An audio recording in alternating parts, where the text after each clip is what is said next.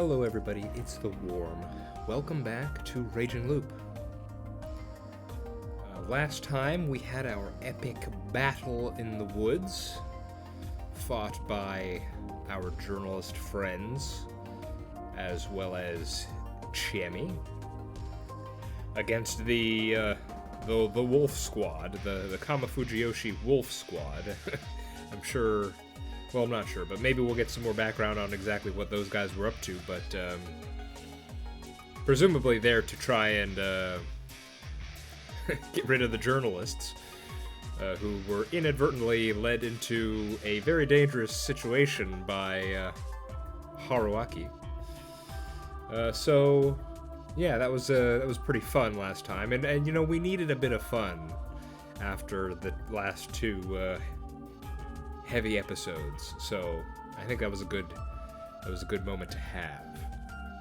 Now, before moving on, I have a few important things to say.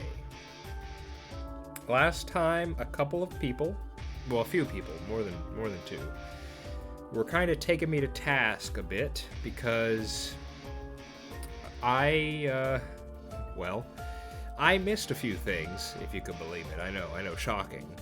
And really, I think I just wasn't doing my due diligence. I was just sort of giving my first impressions rather than going back and actually looking over what had been said more carefully. And so I appreciate you guys taking me to task and telling me or trying to sort of correct my understanding, because yes, I do believe I was misunderstanding some things. So, I'd like to correct the record. I'd like to go back and pretty much, go over what had happened again, and this time get my thoughts straight on the matter, okay? So this will probably take a while.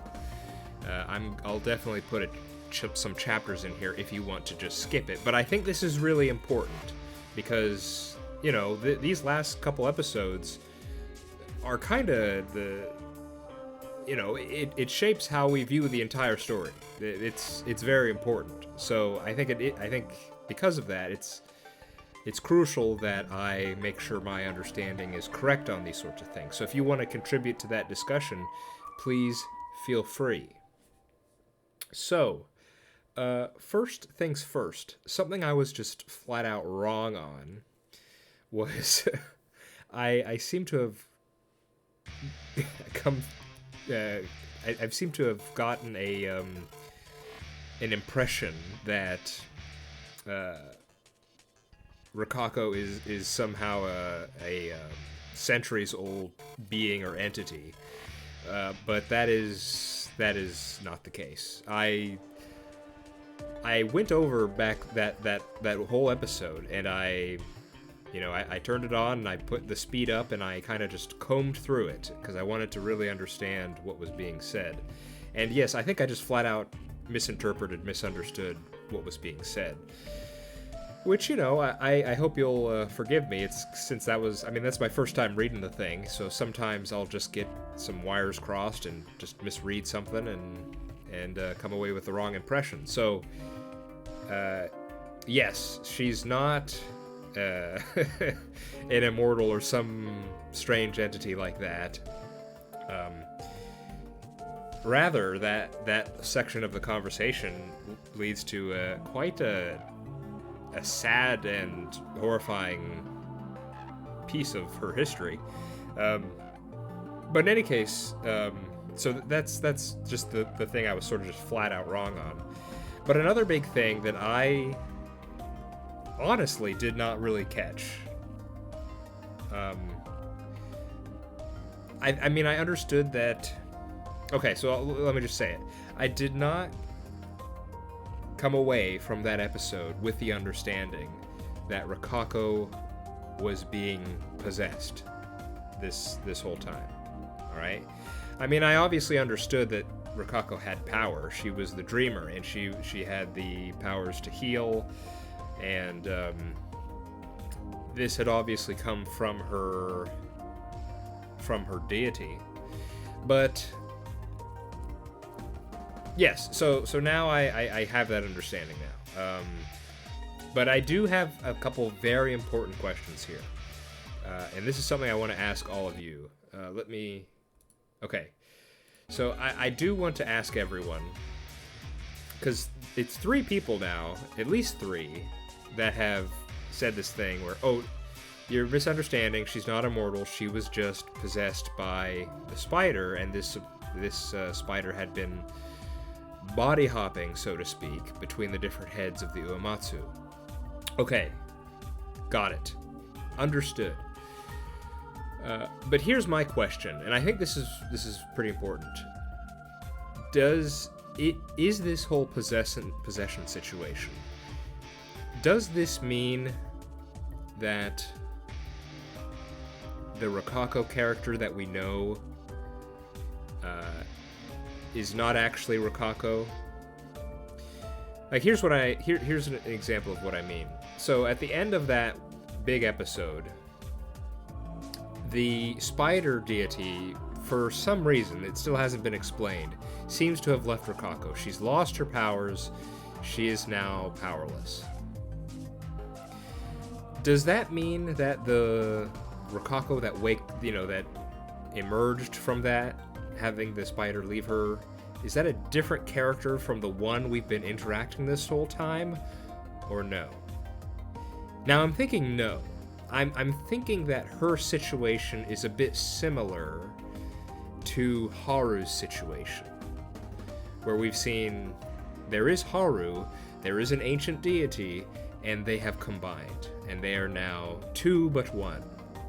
I'm thinking that Rokako is in a similar situation. Maybe not exactly the same, but there is Rokako, there is the spider deity, and the spider deity may be influencing and become a sort of part of Rokako. There is still the character of Rokako, who is her own person, that has been enacting her will upon the story. Now, does that sound right? Because that's sort of my understanding at this point in time. I went through the whole last episode, as I said, and I marked down different parts that I was like, okay, this whole issue of whether or not it's Rokako or a different character.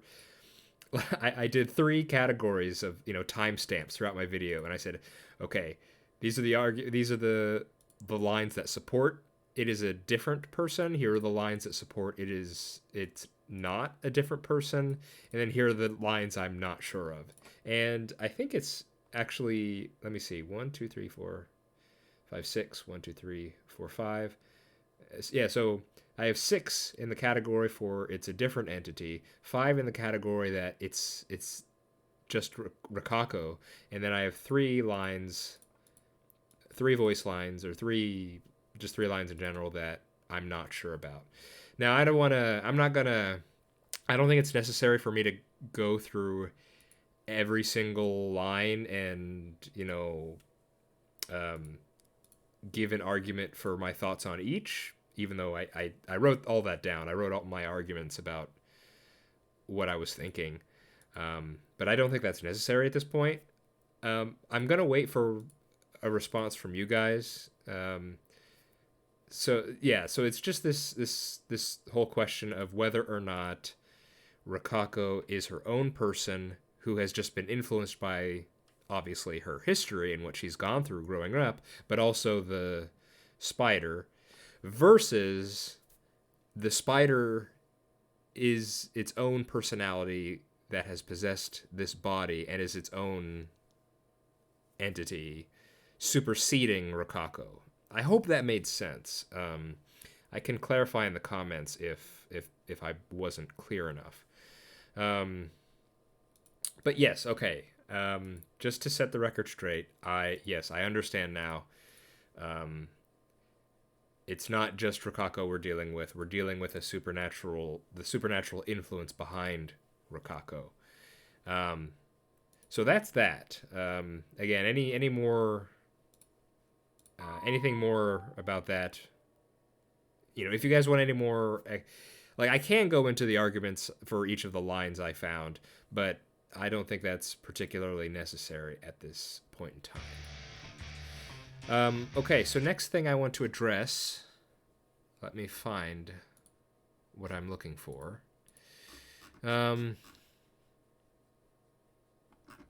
This is not the correct thing. Where is the correct thing? Here's the correct thing. Okay. Oh, yes, I did want to say, we were having a discussion. There's this one thing we were thinking of. Oh, you know what? I shouldn't address this first. I should address the bigger issue.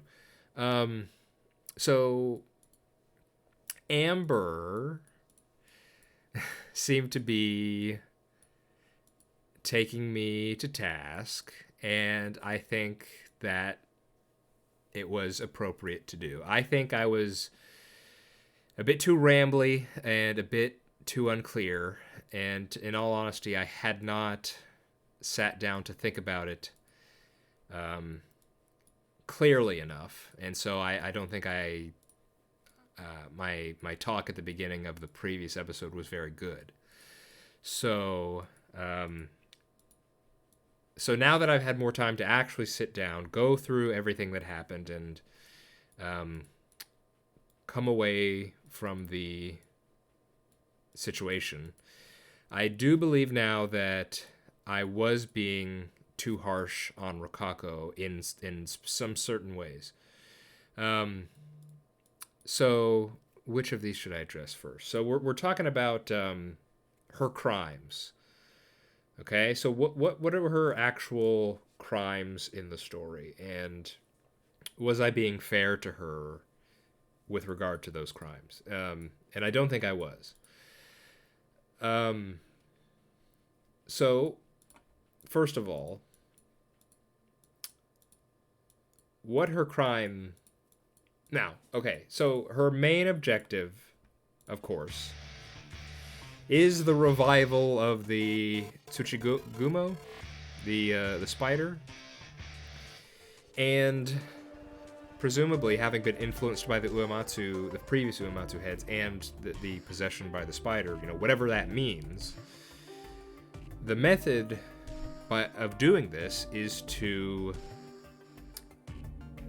well, sleep with people and utilize her people's powers of taking in corruption, and using that to birth the spider's children, which can then at a later date be returned to the spider through killing the people that the children were birthed through. Okay, does that sound right? So, in that sense, Rokako is certainly a victim of her upbringing. And so, what I found, I said, at one point I said what she did was utterly heinous. So, let me be specific, because I don't think I was specific enough last time. What rang out to me as the utterly heinous bits was what I believe we're talking about here is rape, okay? We're talking about sexual activity, non-consenting, not drugged, but in a similar vein, put to sleep, forced to dream, that sort of thing. And in particular, the utterly part, I guess, of the utterly heinous is that we've got minors involved here, okay? So, that's what sort of was just so shocking to me, and it was what caused me to just freeze for a while when that was said. And, now here's the thing. The game has not completely specified exactly what that means, when she was saying made love to them. In the Battle of the Woods episode we just did, there was a conversation between Haruaki and Chiemi. And Chiemi said something like, well, it was probably just like a kiss or something. And Haruaki said, well, I hope it was just that. And then there were some lines that seemed to indicate, well, maybe it was more than just that. And that Chiemi was just unconscious or put to, forced to dream during whatever else we had. I mean, let's take a look here. As an example, here we have in the gallery, look here, okay? This is from the moment in Wit where Haruaki was poisoned, and we had Rokako utilize her abilities to take the corruption, in this case the poisoning. This is suggestive of something, isn't it? So, and then we had with, like, her comments about Kyo, it's like the first woman he loved, and just, it all just does seem to indicate that. Now, maybe it's not going as far as I think it is, but that was my impression, and that's what was, that it caught me off guard, and it shocked me. But I will say, okay. Now, how does this reflect on Rokako's character now that I've had a chance to look back and reevaluate? Now we know that, one, her upbringing from the Uematsu and the influence of the spider. Then we have the idea that she was, I think someone else in the comments commented how she was probably used like an object. And that was the thing I was mentioning earlier, where when she was a kid, it was suggested that, I think it was during the cholera outbreak or something when she was really young, she may have been used even as a kid herself in a similar way. So she's obviously herself a victim in this whole thing. Now, does that...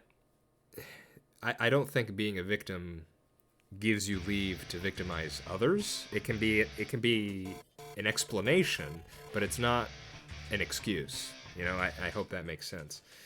But nonetheless, I do think that does mitigate some of the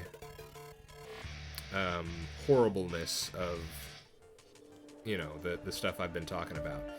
So there's that part of it. And okay, and then there's another part that I think mitigates the awfulness of it. Something to keep in mind, I think, is that yes, she is doing these things, all these sort of taking of corruptions. She's doing these things for this here, for the resurrection of the spider, which is going to, kill, how many people live in Japan? Hundreds of millions? Tens of millions at least, but I don't know the exact numbers of Japan.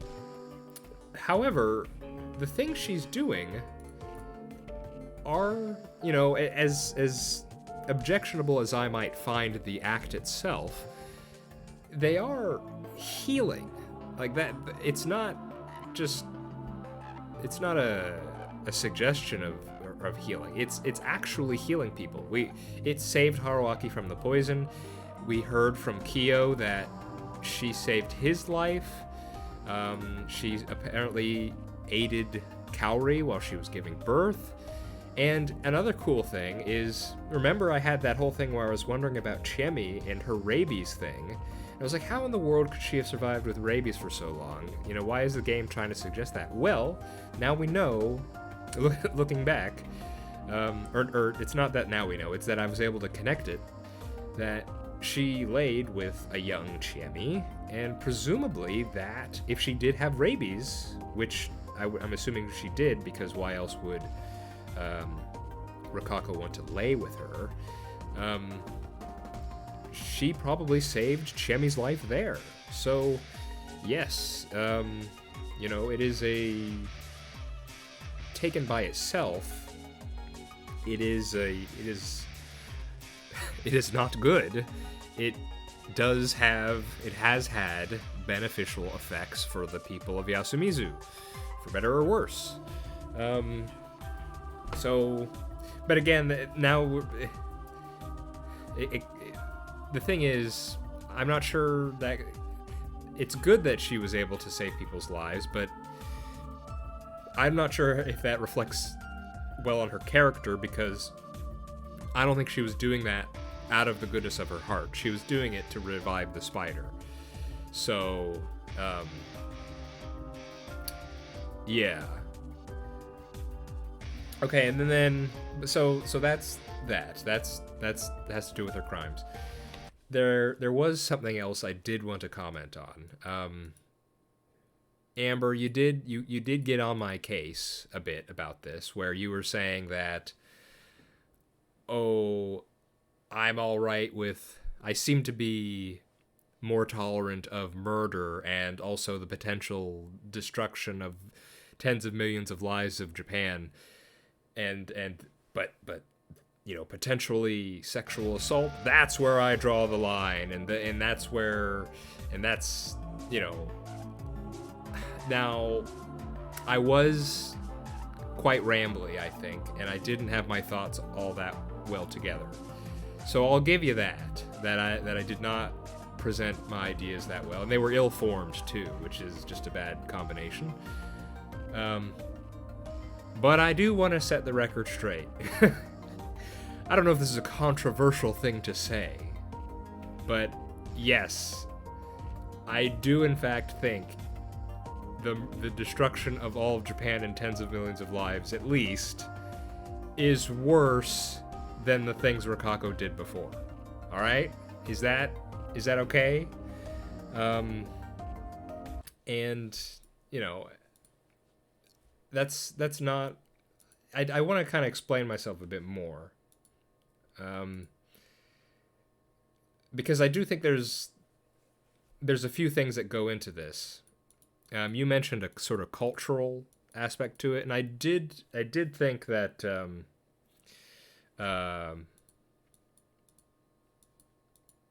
let's see here. What was it? Yes, I do think there's a cultural sort of reasoning for my reaction here, and I just want to explain a few things, all right? So, cultural impact. For one, yes, I do live in a society where there is a lot of, in media, there's a lot of sort of gore and violence and murder, and yet sort of sexual things are seen as more taboo. So I think I can admit that, and I think that's reasonable. But I think it's more to it than that. For one, murders and the things that have been going on here, they've just been occurring. They've been a part of the story and an expected part of the story. And it's not like I've been unaffected by them. I mean, the moments where we were in Haruaki's point of view actually committing the murders, those were awful. Those were not good. It wasn't a pleasant experience to sit through. So it's not like I've just been just casually accepting of it or hand-waving it away. But it has been happening, and I have been expecting that. I was not expecting the sudden, the shock of, potential sexual assault and rape. That caught me off guard, I will admit. So, yes, in that moment, I was taken aback. But now that I've had more time to reflect and can consider the story as a whole more, I think my thoughts have been adjusted, okay? And there's more to it than that, There's a few other smaller things I want to mention too. For one, the potential deaths of all of Japan or whatever, that is insane, genocidal evil as that is. It's almost like an abstract idea, okay? The things that Rokako did, the potential sexual assault, that sort of thing, that happened to characters we have been with for a while now. The characters in the story I've grown to, appreciate in their different ways. And so that, I think, was the reason why that was much more visceral to me than this sort of nebulous, oh yeah, the whole country's dead now. You know, and here's another thing too. The game itself, well, I'll say this first. It's one of those things, I mean, you know, it's a famous saying, the death of one man's a tragedy, the death of a million is a statistic. I mean, when we're dealing with, oh, suddenly the whole country's gone, we're getting in that territory. It's so extreme that it almost doesn't, at first glance, it almost, it's absurd. You can't even really imagine what that means. That's the thing. And the game itself even makes a joke about it. So I don't think I'm crazy to not take it as hard as you seem to think I should.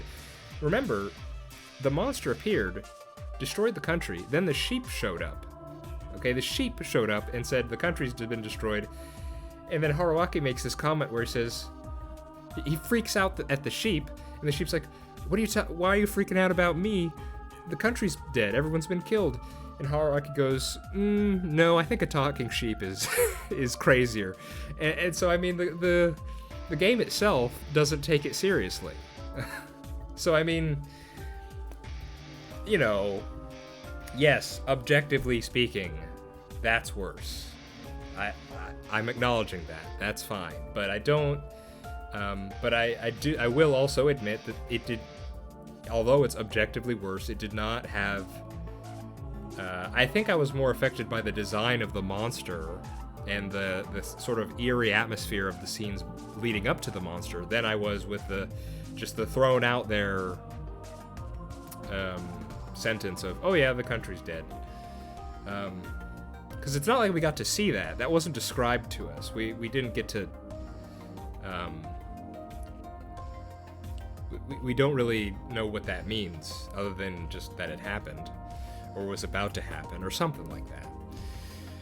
Okay, so that's pretty much it, I think.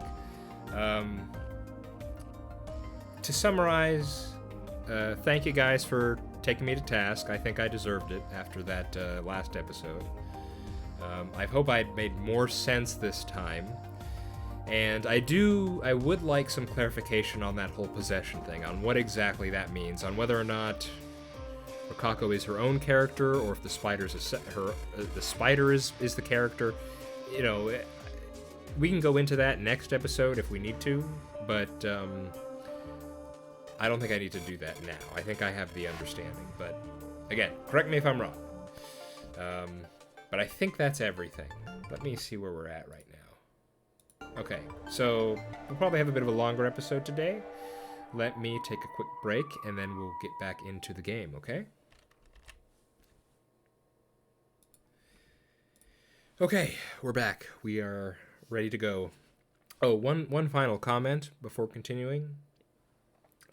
Just to, I did want to say this. Yes, having looked back and reread and now understood what had happened and what Rokako was saying and all that stuff, I do think she's more of a sympathetic and more of a complex character than I made her out to be. Okay, so that was, I did do a disservice to the story and to Rokako last time, so I hope you'll forgive me for that misstep. But yes, that now I'm acknowledging that Rokako is more complex than I said. Okay, let's get back to this. We were on our way through the forest, had a little scuffle, and now we're on the way to meet the Miguruma, which should be interesting. Let's see how that goes. Mission 3, dealing with the Miguruma, the leaders of the feast. It would be easy if it could all be taken care of by just beating these scrawny guys, but I had to defeat a false god that had controlled this place for centuries using weird myths and superstitions. Otherwise, I would be unable to completely free Yasumizu, this village, from the confines of the mists. There were 3. They were positioned and presented in a completely different way than the ones who clearly did the dirty work. Their apparel was fancier, too. They were the great Lord Shinai, Yamatsu Okami, that had appeared before the hanging pine. They were unarmed, signaling that they didn't want to fight right now. 貴様らは何者だ。 Loyal to the role, he asked that. どうやら妙に事情に詳しい者がおるようだが。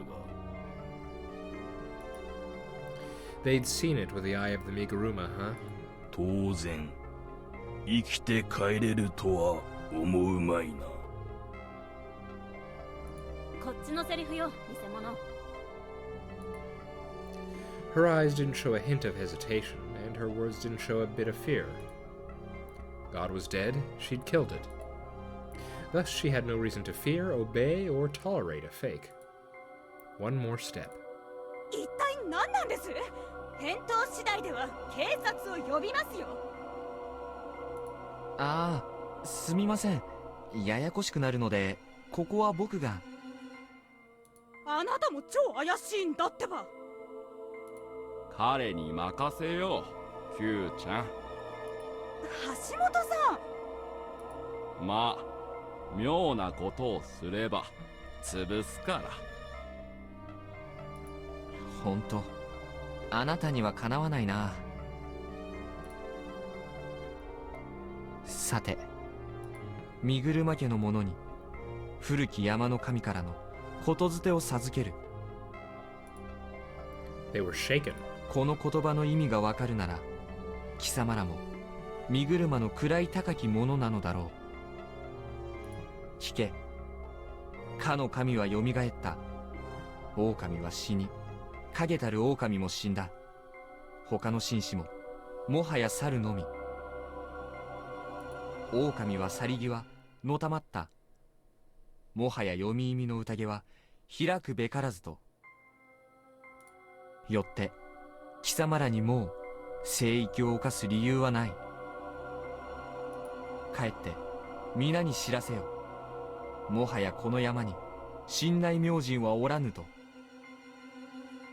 長者家は間もなく廃れよう。それまで身を正し待つがよいと。 To my mind, it was possible that they would back out. After all, God was killed and replaced. That was the hard truth. The people of Yasumizu had changed their values and outlook on life.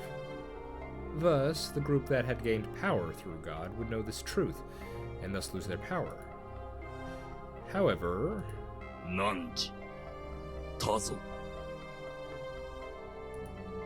the false god asked that. It was old language. It was a simple question. Who are you? Among the many wolf actors here, the youths lying around us and the three in front of us, two of which... Among the many wolf actors here, the youths lying around us and the three in front of us, two of which had backed away into panic, the elder in the middle stood out. His eyes were looking ahead. Beyond that mask, I could see unwavering black eyes and an unshaken vigor. This wasn't the strength of a god. It was just the strength of a human. He used it to face me head on. He used it to ask me whether I had what it took to end this mad conspiracy. That was the challenge of the very last boss. Haruaki-san, どうするの? I'd lose if I said something bad. I'd lose if I showed any sort of hesitation. I'd lose if I stayed quiet for too long. I felt as if the mask was laughing at me. 神ならず、うにもあらずばたそかれぬ。うべしいかでか、神とがむべき。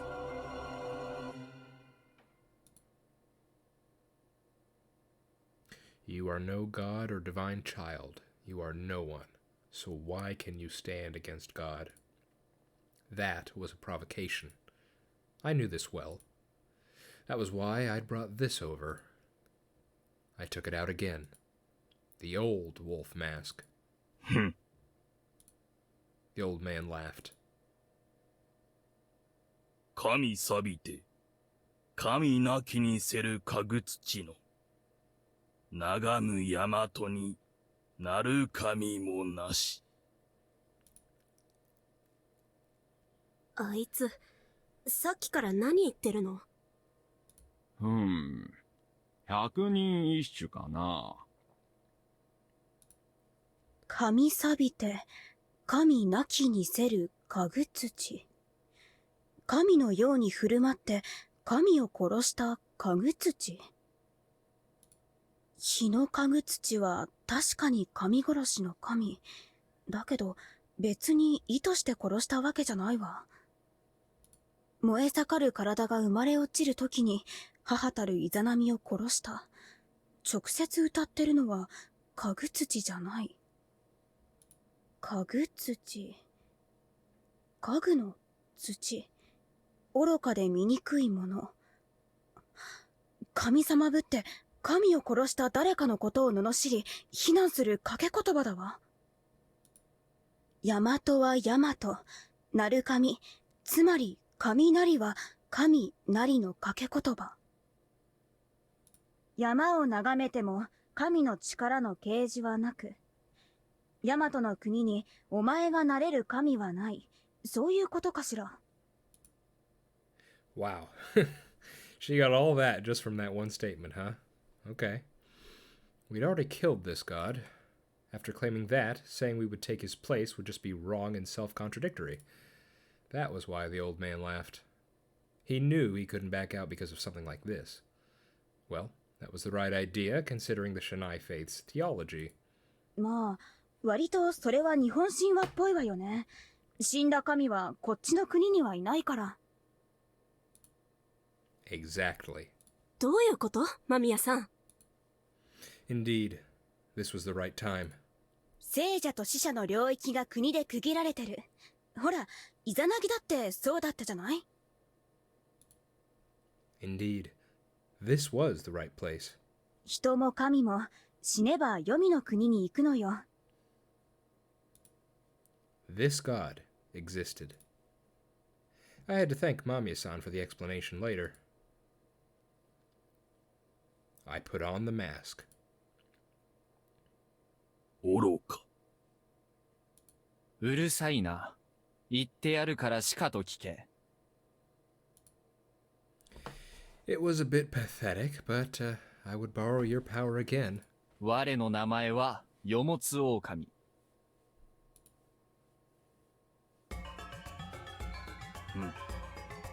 汝申せしは、狼。今はここにあらず。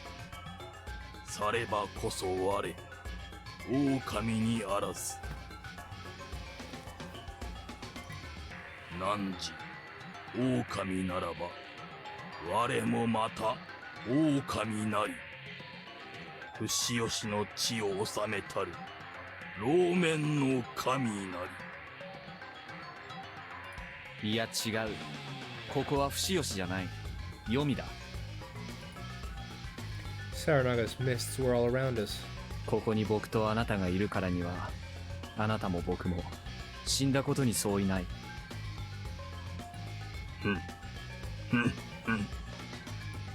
さらば、次なる夕霧の日来たらば、我ら、すなわち、落ち戻らんや。Then the god would resurrect whenever the mists come. What an appropriate thing to worry about. The solution was simple, though. 稲だ。なぜなら今日を最後に、この山峡に黄泉の霧の立つことはない。いかなれや。So he wasn't satisfied with the direct answer to his argument, huh? ならば、語ろう。僕とあなたの最後の物語を。あなた方の物語の続きを語ろう。After all, storytelling was my specialty. After the Feast of the Yomi Purge, the wolves left the village. However, then came the Saranaga mists, and the wolves rose up from Yomi to kill people. The people were scared and killed more and more people they thought to be the wolves' allies. The Feast of the Yomi Purge had become a fearsome massacre. But then it was found out that the wolves hadn't actually died. They had just fallen off the cliff, weakened, caught by someone, and locked up in a dark prison. That someone was the snake. Shinai-san had turned out to be the wolves. The snake was using the feast to create an uprising against the wolves. To the wolves, the snake said that the ones who went against God's will were the humans, and continued to tell the people that the wolves were bad.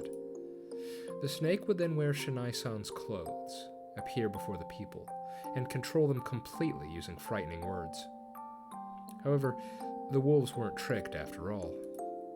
The badger, who'd come to the feast late, came to their prison and told the wolves the truth. With the badger's help, the wolves escaped the prison and returned to the village. Regrettably, a lot of blood had already been spilled in the name of the Okami. The wolves were sad that their names would from now on invoke fear and hate among the people. Thus the wolves chose to set things straight. First, they went to the dream of a human girl who was born with the blessing of the snake, only to be marked by the wolves and chased out of her home. They told her to use powerful smoke and fire to burn all the guardians. She believed their words, and after lots of trouble, she obtained the powerful smoke and fire from a faraway land. Then she returned back home and used it to burn down the snake and its fellow guardians. With them at last punished, the wolves took everyone on a journey far away. With that, the Mujina, the badger, and the old god who was once the wolf's servant had now taken its place as the new, eternal god of the mountain. One of the guardians, the crow, was allowed to stay and be the watcher of the Yomi, to prevent any from rising again. With that, Shinai-san was gone, leaving only humans, the crow, and the new god bringing forth a new age of peace. The new god occasionally brings mist as a reminder of the wolves. It's a good mist that protects people's dreams, takes away diseases, prevents fires, and promotes prosperity, so the people began to love it when they came. However, the misty nights were when the gods walked the earth, so the people cleansed, sheltered, and dreamed to not get in their way. Upon seeing that, the new god said, Yoki kana. and they lived happily ever after.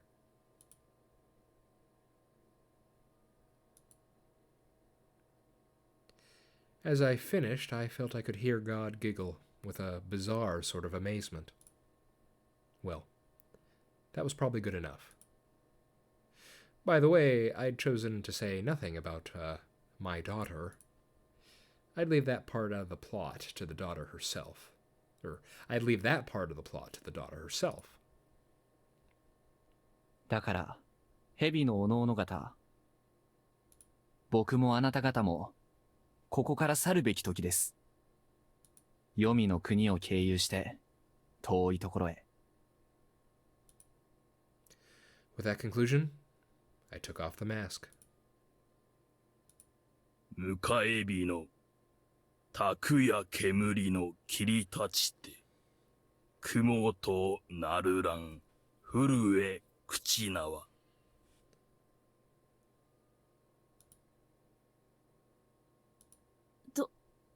どうなったの？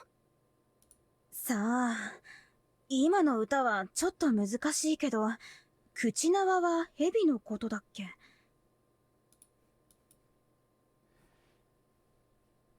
The fire or fur? The fur of Almighty God shall this old snake bring, wherewith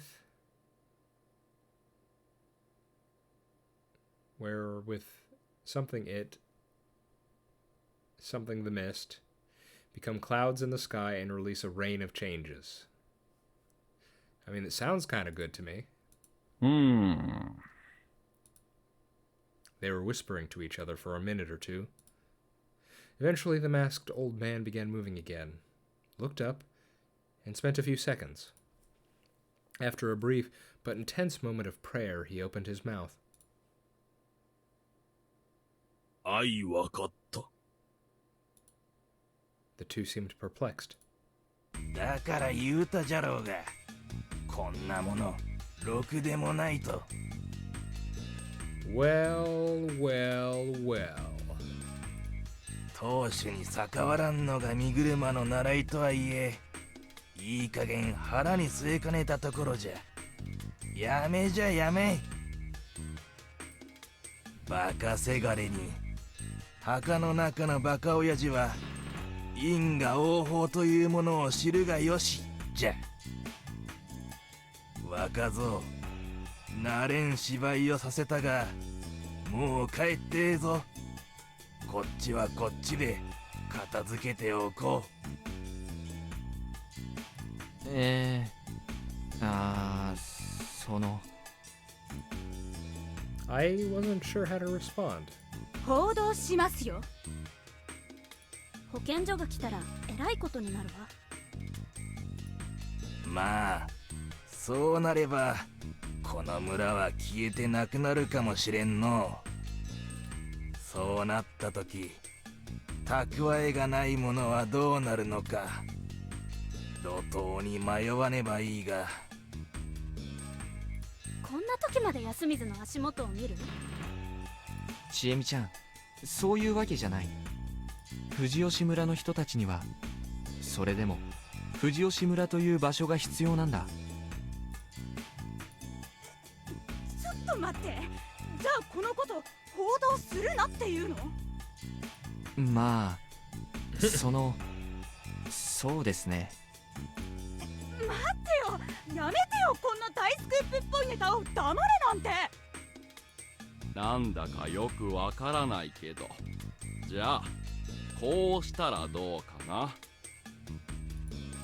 あの人たち、身車さんたちがいろいろ悪いことをしているなら、それが正されるかどうか待って、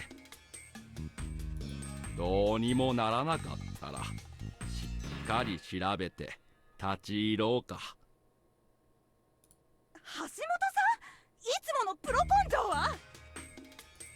どうもきな臭いからね。命の危険がある話には慎重になるのがプロってもんだよ。そう警戒せずともまあ見ておれ。数日のうちに新聞にでも出るじゃろう。どこかの田舎村で妙な事件が起きたとな。おれ、何を腰を抜かしておる。そこらに転がっとるもんを起こせ。撤収じゃ撤収。He turned around and threw away his mask. I couldn't see his face, but his long gray hair, large neck, and defined jawline told me he was really vigorous for his age. The fancy mask he'd dropped made a clattering sound on the wood and gravel. God, once again, returned to the earth. As if he felt nothing about it, the old man didn't even turn around as he shouted at the wolf actors and left. おじい様。I looked at Chemi. 身車に孫娘などおらぬ。さあさあ、引け引け。He watched as the wolves left without showing a hint of divinity. おじいさんって？現当主はまだ身車ちえみの実父のはずだから。わかんないよ。先代はよそで暮らしてるって会ったことなかったし。そういえば戦時中にあった宴からしばらく40年くらい宴がない時期があったって聞いたな。霧が出なかったんじゃなくて、もしかしたら。やめよ。身車にいい人がいたかもなんて今は別に知りたくない。わかった。それより今は事情を聞く気満々の間宮さんをどうするか考えた方が。I'm curious, Chemi. Has the reality sort of hit you yet? I don't think it has. Like, this is really gonna be it. Loop's broken. I mean, of course she hasn't had time yet. We're still in the middle of ending it, but I can't imagine having lived however, years and years and years in the loop to just know it's going to be over, and then what,あ、宝生九子さん、実は僕あなたの記事のファンなんです。アップルページ1月号の雑煮特集見ました。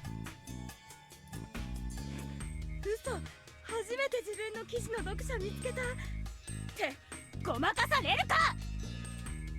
まあじゃあお二人の車まで道すがら話しますよ。多分もう危険はないですが、行きづらいでしょ。確かにちょっと怖いね。こっちには違法改造ショットガンナーがいますからご安心を。やめてよ。つくづくいい性格の人のようね。いいわ、とことん付き合おうじゃない。And so, this misty night passed away without any werewolves appearing. Not everyone made it out unharmed, but it seemed like a good ending to me. All missions clear. Now, I just had to return. Okay. I think we'll call it there. Yeah. So we had a little introduction, talked about some things, tried to rebound from my earlier mistakes, and then we beat back the Miguruma pretty easily, all things considered. It's interesting that it sounds like the head of the... I'm not sure if he's the head of the family or just... He said late father, right? I would have to assume he's the head of the family. It's almost like he seemed to be against it and was looking for an excuse to stop. Interesting. All right. Yeah, I think I'm going to call it here. Next time, I don't know. I don't know how much game's left, so I don't want to assume anything. I guess we'll see what goes on from here. Is it weird to say that I'm actually hoping for Haruaki and Chiemi to be together a bit? I kind of want that, but I don't think that's going to happen. I think they've pretty clearly said several times by this point that they're going to go their separate ways.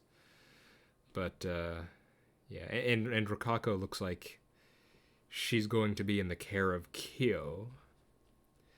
So I think what's going to happen is Haruaki's just going to leave on his own, and I don't think he's going to... I mean, Mitsuji as well also said that... I can't remember specifically what she said, but I think she made it clear that they weren't going to meet again, her and Haruaki, after this. So I think he's just going to be leaving by himself, but I guess we'll find out. And anyway, if you want to comment to me about the things we talked about in the early part of the episode, feel free. Otherwise, I've been The Worm. This has been Raging Loop, and I hope to see you next time. Bye-bye.